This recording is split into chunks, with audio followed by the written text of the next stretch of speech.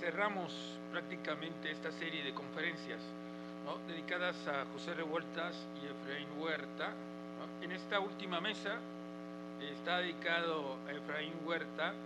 Para ello tenemos dos presentaciones. En primer lugar, el doctor Alejandro Ortiz, ¿no?, quien presentará su conferencia La Coronela 1940, el poeta Efraín Huerta en Encena. Y quisiera leer algunos datos del doctor Alejandro Ortiz. Estudió la maestría en Literatura Mexicana Contemporánea por la División de Ciencias Sociales y Humanidades de esta institución. Es doctor en Estudios Ibéricos y Latinoamericanos por la Universidad de Perpignan, Francia, profesor de asignatura en el Colegio de Literatura Dramática y Teatral de la UNAM y profesor investigador de esta institución. Entre su obra publicada está El Teatro Franciscano en la Nueva España, es una publicación de la UNAM Conaculta del año 2000, El Teatro Indigenista Mexicano Latinoamericano, la revista Review 2004, El Teatro y Vanguardia en el México Revolucionario, es una publicación de la UAM 2005, Aproximaciones a la danza de Tecuanes, América sin nombre por la Universidad de Alicante 2006, y es coordinador del fue coordinador del número 26 de la revista Tema y Variaciones de Literatura publicada en el área de literatura de la UAM Azcapotzalco. Sus últimas publicaciones, Cultura y Política en el Drama Mexicano Revolucionario, Universidad de Alicante 2007, y 4 obras de revista para el teatro de ahora, en 1932, UAM Azcapotzalco, publicado en el 2008. Pues adelante. Entonces, ¿qué les parece si vemos un video para que más o menos entiendan qué fue la coronela? La coronela es, sin lugar a dudas, uno de los momentos culminantes del arte mexicano del siglo XX, porque fue un espectáculo donde se conjuntaba la danza, la música, la pintura, la escenografía, el vestuario, la poesía y el teatro. ¿Sí? Entonces vamos a ver el video, dura 20 minutos y luego leo mi texto a propósito, ¿no? ¿Sí? Entonces, si es tan amable, profesor, de tocar la tecla. De la danza. Y que ella fue muy bien acogida, muy bien acunada por todo este equipo de artistas, y de allí que la coronela sea una obra inolvidable.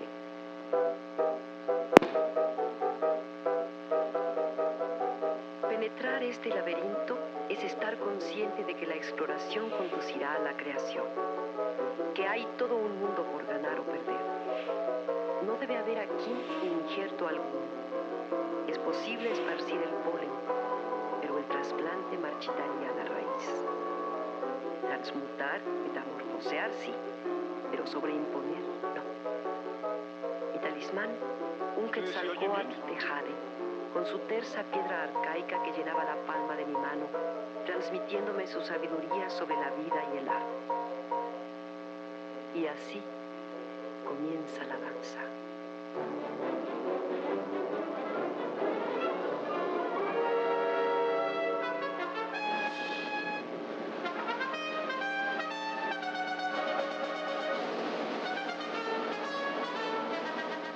Fuimos los creadores, organizadores y directores del Teatro de las Artes. Ahí estaba Gabriel Fernández Ledesma, que era no solo pintor, sino también historiador de arte de México y del arte popular de México. Luego, Efraín Huerta, poeta, escribió el poema para la danza de los desheredados de la coronela. Gabriel Secchi y yo escribimos el argumento para la coronela.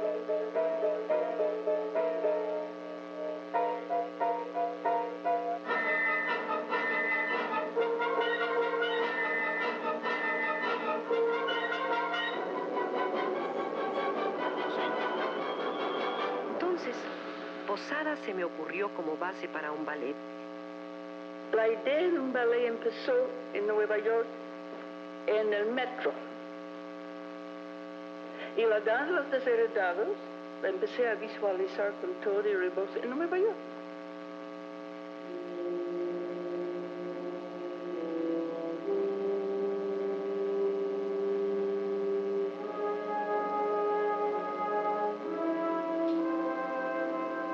Debía evitar toda trampa de un nuevo formalismo. Buscaba otro movimiento corporal libre, atrevido, sensual, capaz de expresar en mi mundo interior la realidad externa de la vida y la sociedad. El estilo en la danza, a mi modo de ver, debería nacer de la fuente de la idea en su momento de gestación más inconsciente.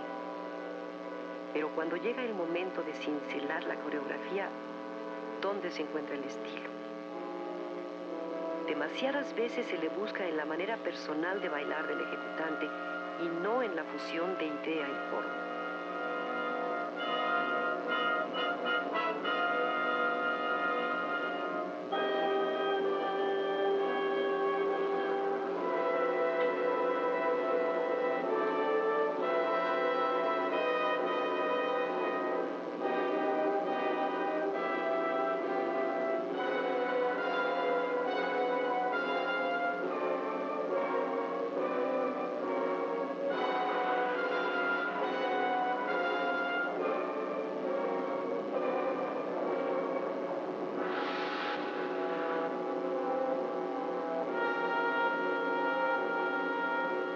Todos trabajaban en conjunto sobre una idea, pero todos aportando sus propias características de su arte a esa idea. Yo ahí conocí a Silvestre Revueltas. Y una de mis atribuciones fue perseguir es la palabra exacta, la partitura de Silvestre, que no la acababa de entregar nunca.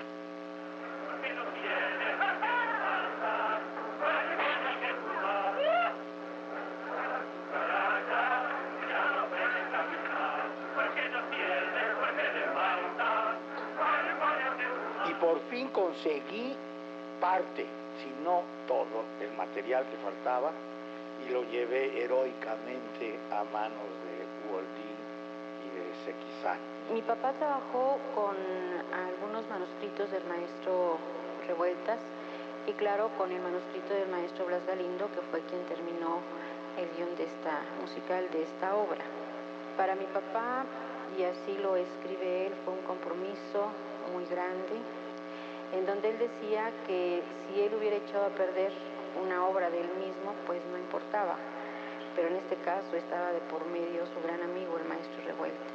En el momento en que mi padre terminó la orquestación, entregó absolutamente todos los materiales, y no solamente los materiales que le habían dado a él, sino todo el material que él hizo.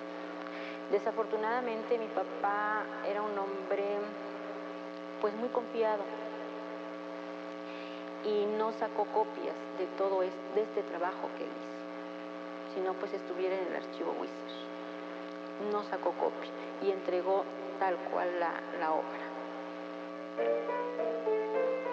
Revueltas compuso la coreografía conmigo. Él venía a los ensayos y se iba y componía parte y volvía a dármelo y lo tocaba. Y él y yo asombrados, ¿no? Y así, compuso siempre viniendo cada 3 días, 4 días, con música y viendo lo que yo había hecho. Francamente, era como componer juntos, simultáneos. Es interesante porque él me inspiró mucho. Se sentaba con mucha panza y todo, cerveza que tomaba, nunca dejaba de tomar cerveza, qué tragedia, nunca. Me venía a ver a la casa y me sacaba a tomar cerveza. Yo odiaba la cerveza. Pero queríamos tanto a Silvestre que me aguanté. Quería hablar sobre la danza, sobre la música. Nos sentimos una amistad muy rica. Estaba histérica con la música de él y yo le inspiré mucho, porque él nunca había visto danza así.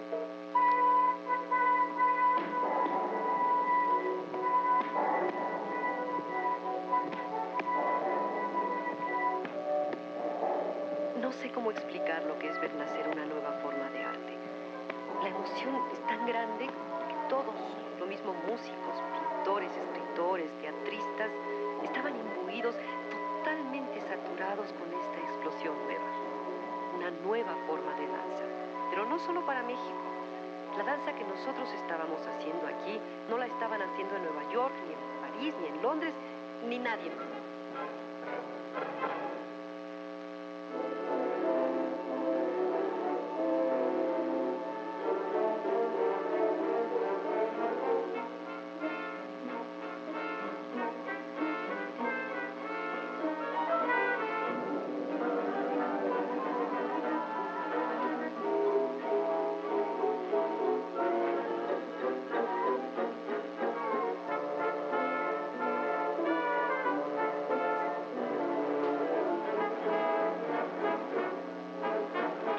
Es una de las artes que incorpora a todas, puede. Y hay bailarines que no quieren dejarlo muy puro, muy abstracto, sin recurrir a estas cosas. La contribución de Sequia a la Coronela que yo considero muy importante. La dirección del coro hablado con poemas de Efraín Huerta. Éramos las mujeres con el aliento frío. Éramos las mujeres del martirio. Las mujeres sin luz definitiva. Éramos las mujeres del martirio.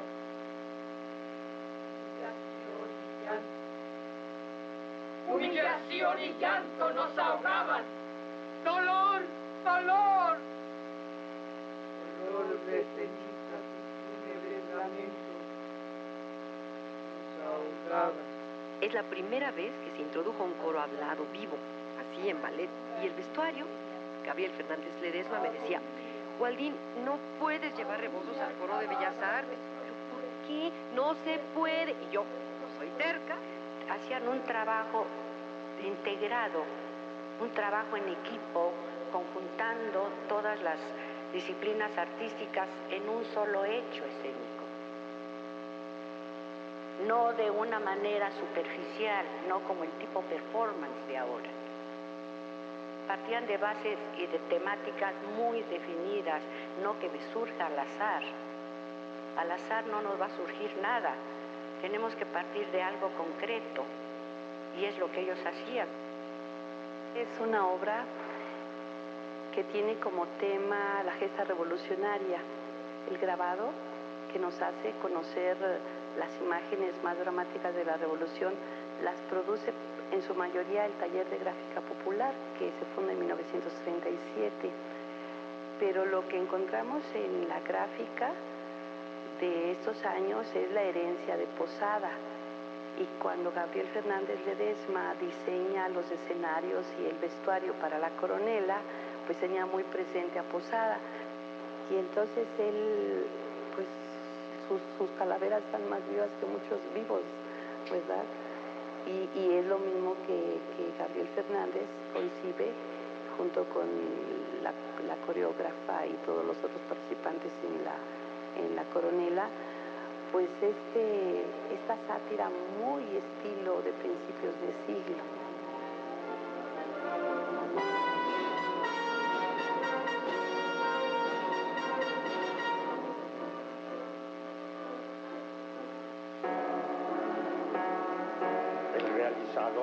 Y el que estuvo más cerca, más en contacto, con mayor trabajo de este grupo fue Gabriel Fernández Ledesma. Fue el escenógrafo de la Coronela y se ven diseños, se ven cosas de la Coronela y uno dice, aquí está un artista plástico mexicano de pies a cabeza, ¿no? De raíz. Yo creo que fue el creador teórico de la Coronela.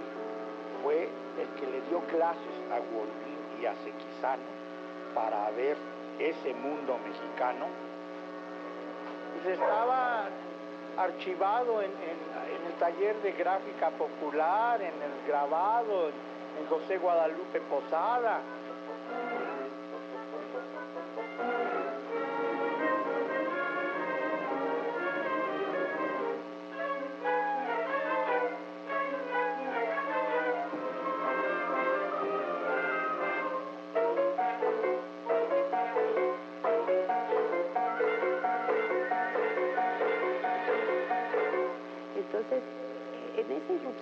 hace el indígena el arte, es el pueblo el que está entrando al arte.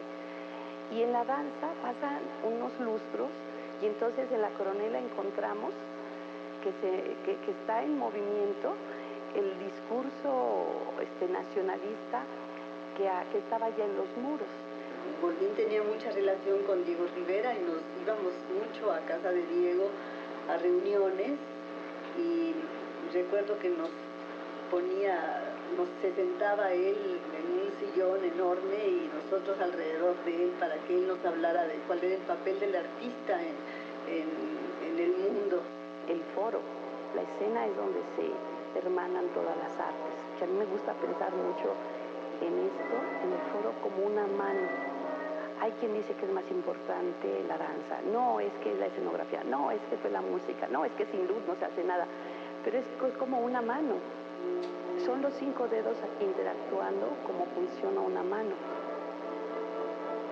Para mí es una de las obras más completas en danza y que se haya dado en el momento en que se dio esa obra.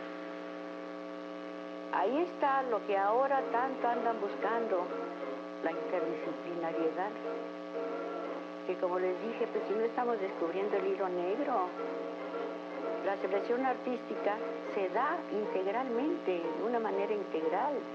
Ellos sí traían la realidad de la danza en el mundo, de la danza moderna, las aportaciones del teatro moderno. Se traían Stanislavski de memoria, a Meyerhold, se traían la biomecánica. Boldín nos daba clases de biomecánica al grupo de actores, ¿no? En donde lo esencial era que el cuerpo tiene mucho más posibilidades de las que aparentemente desenvuelve, mucho más posibilidades expresivas que las de la vida común y corriente. Boldín era muy seria en su trabajo, excesivamente seria. Era muy estricta, desde luego con la puntualidad y con la atención en clase no permitía la menor distracción. Pero al mismo tiempo era muy cordial y era una gente que te llevaba, que te inducía a entregarte a la danza. Ella te empezaba siempre con movimientos de relajamiento, de relajar tu cuerpo, no en piso, sino de pie tú, en el piso, relajando cabeza, relajando torso, relajando, ¿no? Y trabajando, digamos, todo tu cuerpo hasta llegar a los pies de una manera muy libre. La pestaña que movieran tuviera una motivación interna, respondiera a un estado anímico, a una necesidad física. Eso es lo que quería.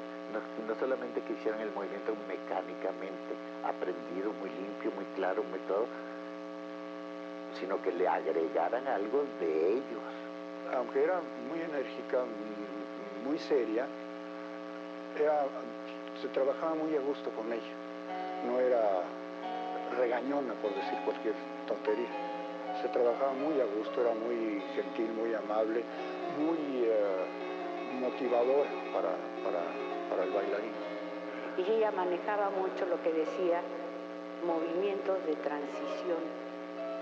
De esta posición a la otra posición, utiliza tu movimiento de transición, dale esa fluidez a tu cuerpo, que te dé esa unidad de un movimiento a otro movimiento. Y esto daba una enorme libertad de movimiento, es el movimiento que ella proponía, no ligado con el ballet clásico, sino al contrario, ¿no? como una respuesta en contra de la excesiva codificación del ballet clásico, y con una enorme libertad poder expresar lo que un país con una determinada tradición e historia podía ofrecer. La coronela es en realidad el juicio que se hace, el juicio histórico que se hace de la revolución, y la única que resulta, de todos los personajes que salen en esa obra, que son todas las clases sociales del México de entonces, es la coronela la única que se salva, es decir, es la revolución y la lucha revolucionaria la que que realmente tiene un lugar positivo. Entonces Wolin estaba viviendo un manantial vivo y conocedor. Y como era una gran artista, nos enseñó a todos los mexicanos y las bailarinas con más razón qué es la danza mexicana. Entonces yo tenía que tener una situación un poco ambivalente y difícil, porque me atraía todo lo que aprendía con ellos, pero sobre todo lo que aprendí a pensar. Eso fue otra de las cosas que nos criticaban mucho, que teníamos demasiado mensaje.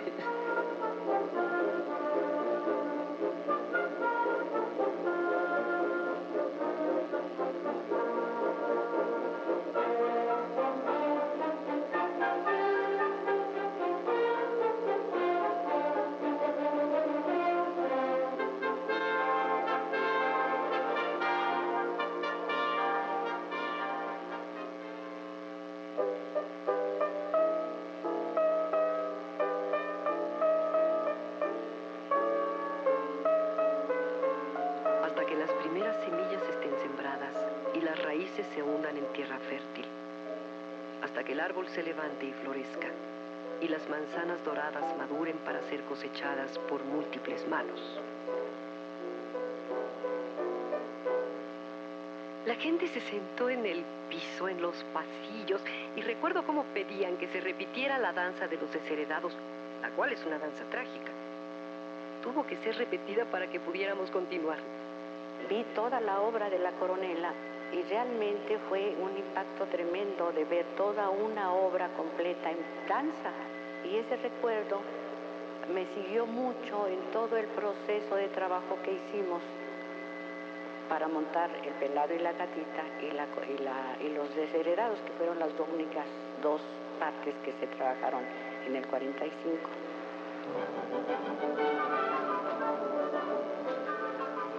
Esas experiencias son muy profundas. Cualquier público que responda a lo que tú has producido, tu vida, tu experiencia, el amor de tus entrañas que responde es hermoso. Es emocionante. Es emocionante.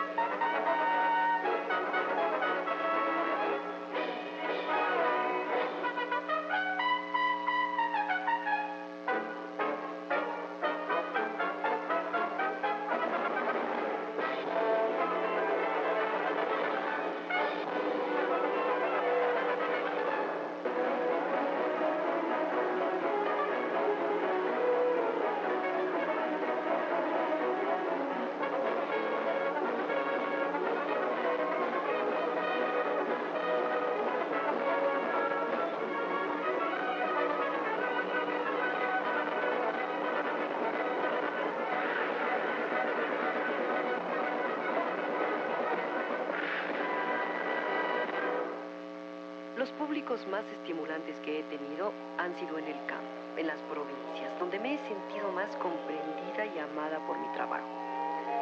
Entonces, no lo comprendo. Pienso que la mayoría de los artistas, nosotros, los que crecimos en ese periodo como artistas, fue muy importante llegar a la gente y que las masas vieran nuestro trabajo.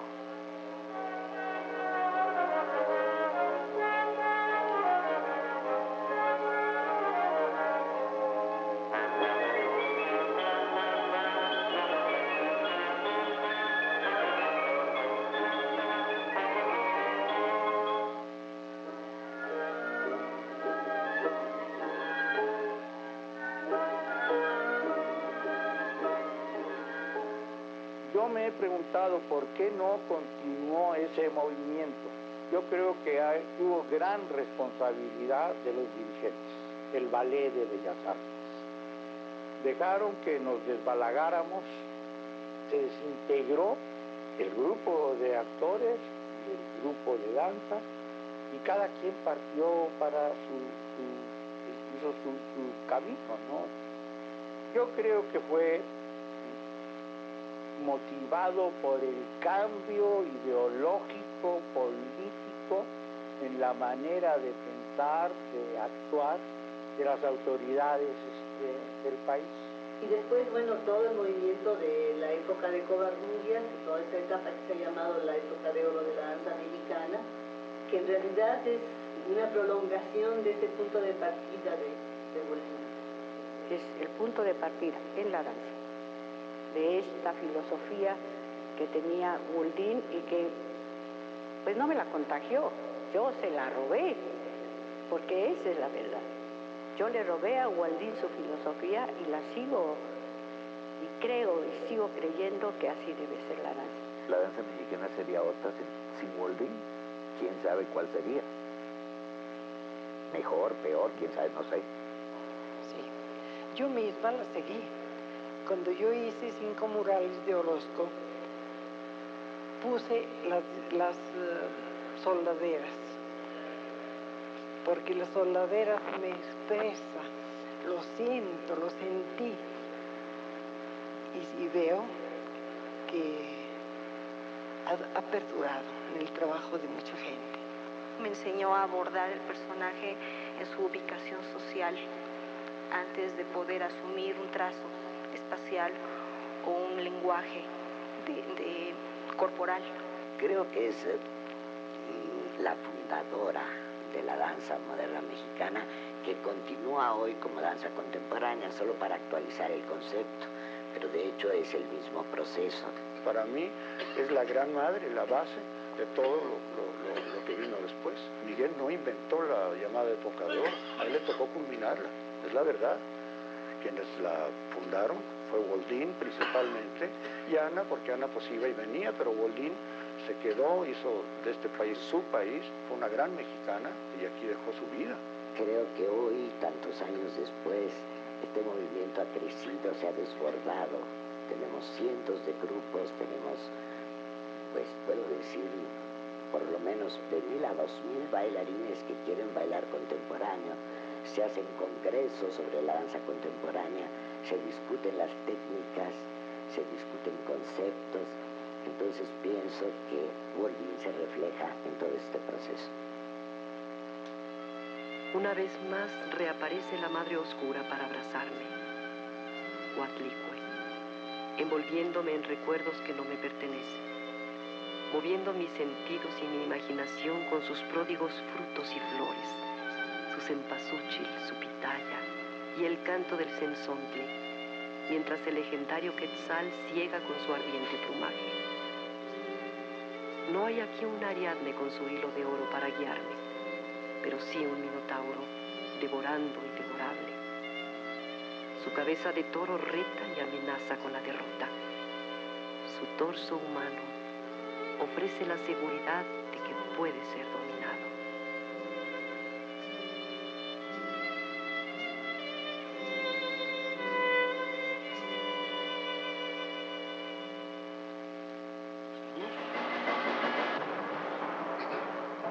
Bien, pues creo que espero que sea evidente pues a lo que me voy a referir, que en realidad hablaré justamente de este espectáculo, pero como punto de partida de las relaciones de Efraín Huerta con el teatro. En 1939 llega a México huyendo del fascismo japonés gracias a la solidaridad del general Cárdenas, el director de escena Seki Sano, quien de inmediato se suma a los esfuerzos por consolidar un programa de teatro del pueblo y para el pueblo. En esos años, México había consolidado una de las revoluciones sociales más importantes del siglo XX y bajo el régimen de Cárdenas, el país abría las puertas a multitud de artistas, intelectuales y militantes de diversas partes del mundo y no solo de España como usualmente se cree. Seki Sano se incorporó de inmediato a la vida cultural y artística y con miembros de la Liga de Escritores y Artistas Revolucionarios, la LEAR, funda formalmente una escuela de teatro con la que renovará los cuadros escénicos del país durante los años 40 y 50. Su escuela se llamó el Teatro de las Artes y era auspiciada por el Sindicato Mexicano de Electricistas. Bajo ese rubro y con la estrecha colaboración de connotados artistas de diferentes disciplinas pertenecientes a la LEAR, como el pintor Gabriel Fernández Ledesma, el músico Silvestre Revueltas y la coreógrafa de origen norteamericano Waldín, con quien Seki se había casado en México, se crea uno de los espectáculos escénicos de mayor trascendencia en la historia y en la cultura del México moderno, La Coronela, la cual recuperaba de manera escénica los grabados de José Guadalupe Posada con el fin de exponer las contradicciones sociales y la vida social del porfiriato en confrontación con lo que fue la Revolución Mexicana. La base de esta propuesta escénica se constituyó con el trabajo coreográfico de la célebre bailarina Waldín, pero contando con la coordinación escénica de Seki Sano y la presencia de un cuadro de actores que en los cuadros coreográficos entonaban unos textos alusivos al tema que se exponía en escena. De acuerdo con lo que se dice en el programa de mano, este fue el motivo conductor del espectáculo. En La Coronela, la fuente de sugestiones iniciales no es otra cosa que la obra del grabador José Guadalupe Posada, cuyo buril fijó certeramente a través de su vasta producción los caracteres de la fisonomía del pueblo mexicano de la época porfirista y de principios de la Revolución. Para construir el ballet se tomó en cuenta el espíritu que anima una de las tres citadas series de grabados. Se estableció una impresión de choque entre el primero y el segundo episodio, Damitas y Desheredados. El tercer episodio es un compendio de los anteriores, mezcla de espíritus satíricos y espíritu popular, y pone en contraste la aspiración romántica de la clase media. El último episodio se refiere al sentido alegre y chocarrero que la muerte tiene en México. La danza-drama estaba dividida en varios cuadros, siguiendo la secuencia que definió el equipo creativo del espectáculo, y de acuerdo con el programa de mano de 1940 fueron 4 episodios: Damitas de aquellos tiempos, Danza de los desheredados, Don Ferruco y su amor y Juicio final. Como ya se mencionó, los creadores responsables fueron 4: Waldín, Sano, Fernández Ledesma y Revueltas, pero de acuerdo con otras fuentes y el trabajo de investigadores, se puede corroborar que los textos alusivos mencionados, que en el programa de mano se mencionan como poema coral, escenificados bajo la dirección de Seki Sano, fueron sin duda escritos para tal efecto por Efraín Huerta, que contaba por entonces con 26 años y quien ya era un reconocido escritor en el ambiente cultural de México y había formado parte de la fundación de la revista Taller, en donde también publicaría Octavio Paz, Solana, Neftalí Beltrán, entre otros escritores importantes. Era ya un escritor reconocido tanto en los medios literarios como periodísticos y se le reconocía ya como un periodista profesional y ante todo como poeta. Pero también hay que decirlo, Huerta era un militante de la izquierda mexicana de aquellos tiempos del cardenismo.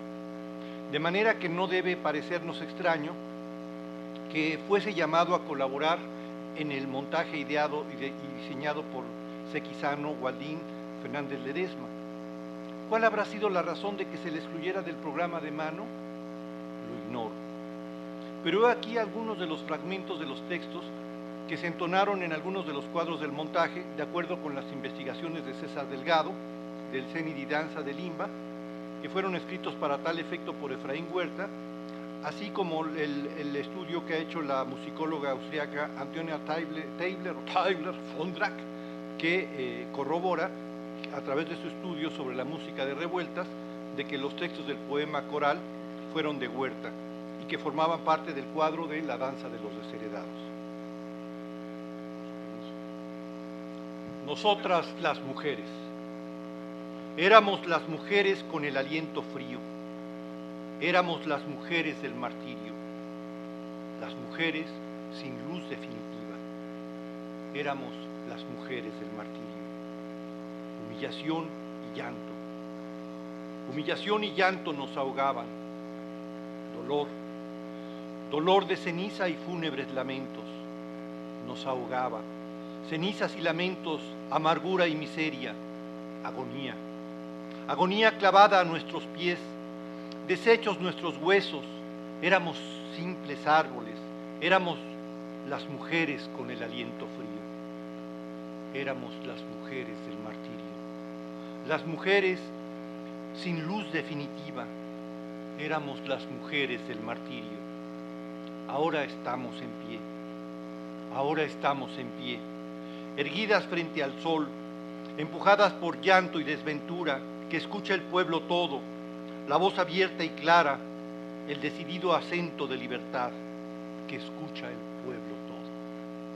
Es una especie de responso, ¿no? Realmente de una pulcritud, de una sencillez que le da una profundidad y un dramatismo al texto extraordinario. Yo esto, de veras, cuando me lo encontré, dije, esto está entre lo mejor de Huerta, sinceramente. Y curiosamente es algo que no está en las antologías, ¿no? Ni en los poemas no antologados, que ya están publicados también.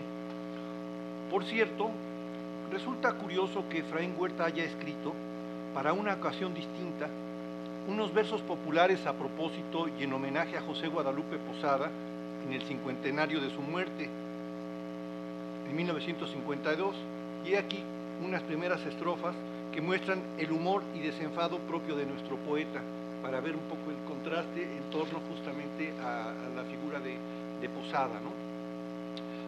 Dice, corrido de don Lupe Posada a Pancho Díaz de León y el Camborio Acevedo Escobedo, ambos pues, ilustres caballeros de Aguascalientes. Año de 52, fecha que tengo grabada, se celebró el centenario de Guadalupe Posada.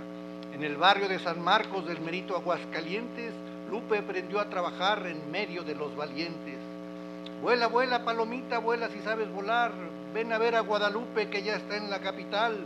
Aquí siguió trabajando en su taller de grabado, ilustraba los corridos de Vanegas afamado.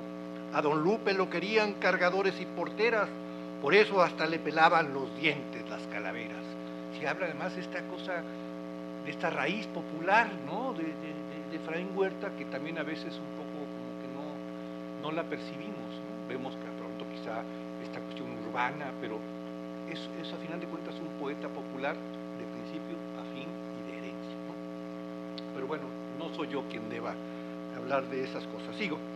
Por el momento es lo que puedo decir a propósito de esta singular e importante presencia de Huerta en la escena mexicana, que podría equipararse con el texto de Juan Rulfo, que Juan Rulfo escribiera para la película de Rubén Gámez, La Fórmula Secreta o Coca-Cola en la Sangre de 1965, y que por cierto fueron leídos y grabados para la banda sonora por el poeta Jaime Sabines, que también es un caso singular en la historia de la literatura mexicana y no siempre se toma en cuenta. Ese texto de Juan Rulfo es proverbial, es un prodigio de texto, ¿no? Que es una especie de acercamiento singular de Rulfo a la poesía.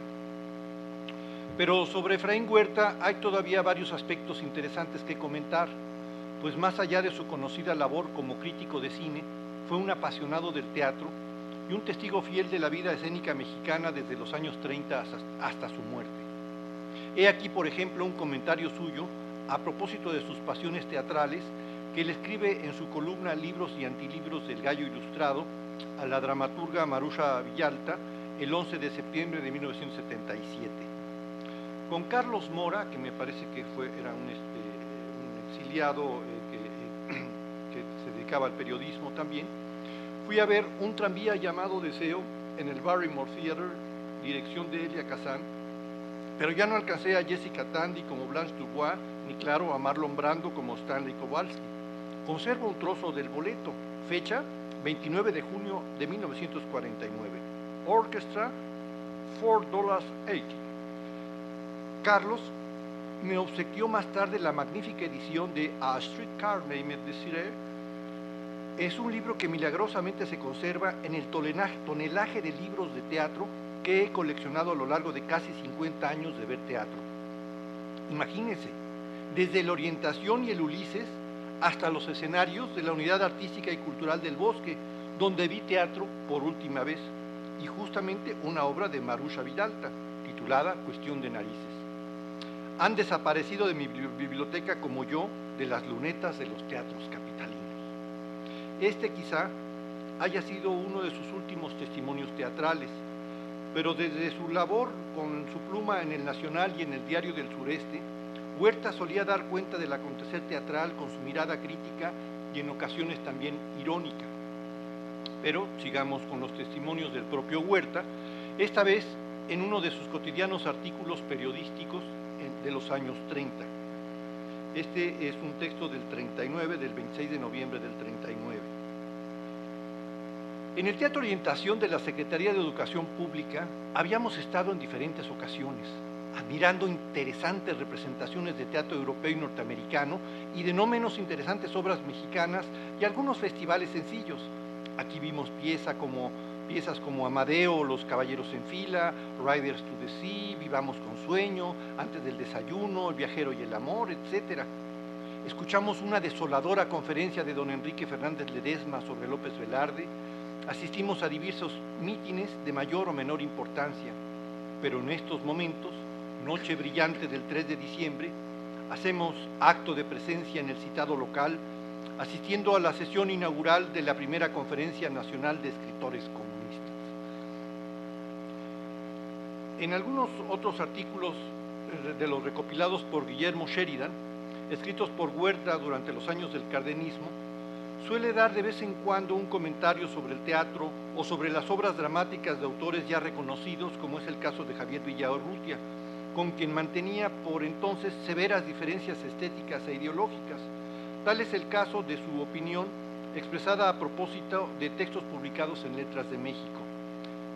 Dice Huerta, en el número 10 de Letras de México, apartado postal 1994, precisamente el que trae «Ha llegado el momento, jovencitos», truculento enigma teatral de Javier Villaurrutia. En realidad la obra se trata «Ha llegado el momento», pero como evidentemente no le gustó el juego villaurrutiano de plantear situaciones misteriosas o enigmáticas llenas de claroscuros, a Huerta le dio por mofarse hasta del título. Hay también otros textos suyos aparecidos en distintas épocas en donde una y otra vez se acerca la vida teatral en México, como el caso de las singulares parodias en forma de reseña que hace a propósito de los ensayos y el estreno de la obra de Rodolfo Usigli, Vacaciones, en 1940. Y entre los poemas no coleccionados de la poesía completa aparece un singular corrido, otro corrido, escrito por Huerta en homenaje y en ocasión del estreno e inauguración del antiguo Teatro del Caracol en 1949.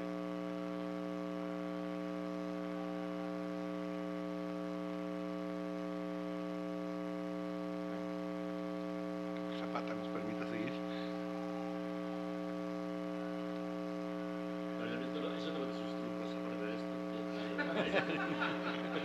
Ahorita van a entonar el coro de los desheredados.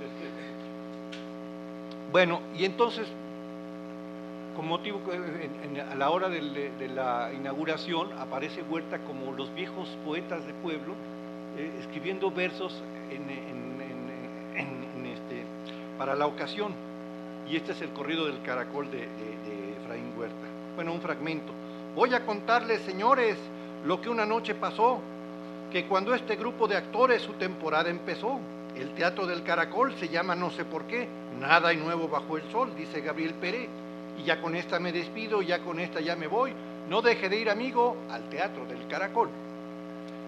En fin, es una pena que Efraín Huerta no haya tenido la presencia como dramaturgo en el teatro mexicano que tuvieron notables poetas y narradores a lo largo del siglo XX.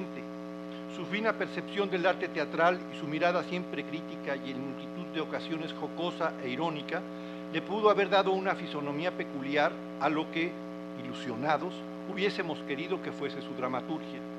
Al menos, si Huerta, aparte de ser un consistente crítico cinematográfico, hubiese tenido presencia en los diarios y revistas haciendo también crítica teatral.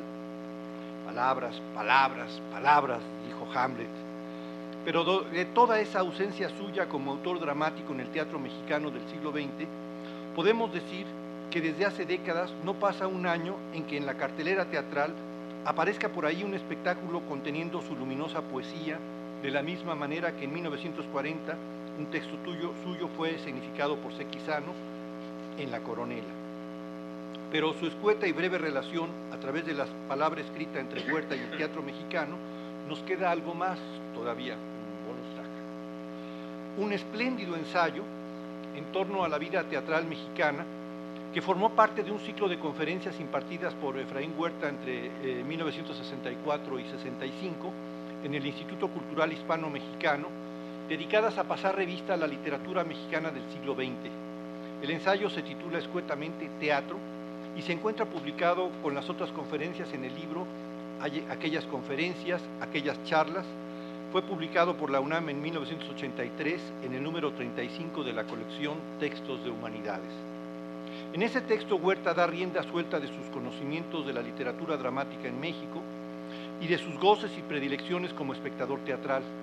En él lo mismo entrega algunas anécdotas singulares, como rememora estrenos, obras, actores o directores, como Bracho, Juan Bustillo Oro, o María Teresa Montoya, Virginia Fábregas, Héctor Azar, Alejandro Jodorowsky, sin que deje de mencionar con sincera admiración la obra y el trabajo de Rodolfo Usigli, del que se declara absoluto partidario.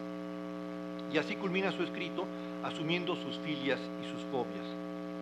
Y probado que en teatro, creo que nada más en teatro, hoy mismo haré examen de conciencia, probado que en cuestiones teatrales soy un reaccionario, asiento que quienes verdaderamente aman la escena recobrarán o habrán de recobrar y respetar en este ancho mar del siempre proteiforme arte del teatro y de hacer valer de una vez por todas, o al menos por un tiempo, el mecanismo tradicional del teatro dialogado, es decir, del teatro con T mayúscula. Y con esto dejamos constancia aquí del fiel amor que Huerta profesó por el teatro y de sus particulares incursiones en la escena, y como crítico y cronista que en su brevedad dejan constancia de su personalidad y de su fuerza y talento literario. Muchas gracias. Muchas gracias. Muchas gracias al doctor Alejandro Ortiz.